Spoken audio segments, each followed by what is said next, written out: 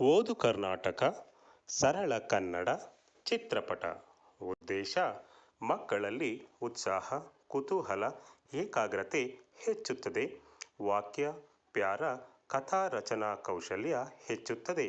ಚಿತ್ರಪಟ ಚಟುವಟಿಕೆ ಮಾಡುವ ವಿಧಾನ: ಎಲ್ಲ ಮಕ್ಕಳಿಗೂ ಕಾಣಿಸುವಂತೆ ಚಿತ್ರಪಟವನ್ನು ಶಿಕ್ಷಕರು ಹಿಡಿದು ಚಿತ್ರ ತೋರಿಸಿ ಆ ಕುರಿತಾಗಿ ಅವರ ಅನಿಸಿಕೆ ಕೇಳಿ. ವೃತ್ತಾಕಾರದಲ್ಲಿ ಚಿತ್ರಪಟವನ್ನು ಒಬ್ಬರಿಂದೊಬ್ಬರ ಕೈಗೆ ಹಸ್ತಾಂತರಿಸಲಿ. ಶಿಕ್ಷಕರು ಚಪ್ಪಾಳೆ ಹೊಡೆಯುವಾಗ ಯಾವ ವಿದ್ಯಾರ್ಥಿಯ ಕೈಯಲ್ಲಿ ಚಿತ್ರಪಟ ಇರುತ್ತದೆಯೋ ಆ ವಿದ್ಯಾರ್ಥಿಯ ಕಲಿಕಾ ಮಟ್ಟಕ್ಕೆ ಅನುಗುಣವಾದ ಪ್ರಶ್ನೆಗಳನ್ನು ಕೇಳಲಿ.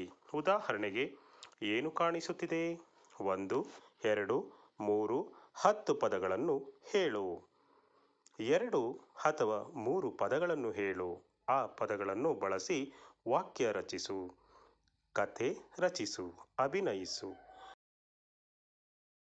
ಮಕ್ಕಳು ಕಲಿತ ಪದಗಳನ್ನು ಶಾಲೆಯ ಇತರ ವಿಷಯಗಳಿಗೆ ಸಂಬಂಧೀಕರಿಸಲಿ. ಉದಾಹರಣೆಗೆ, ವಿಜ್ಞಾನ, ಪರಿಸರ ಅಧ್ಯಯನ. ಸನ್ನಿವೇಶಗಳ ಕುರಿತು ಚರ್ಚಿಸಿ, ನಂತರ ಮೈಂಡ್ ಮ್ಯಾಪ್ ಚಟುವಟಿಕೆ ಮಾಡಿ.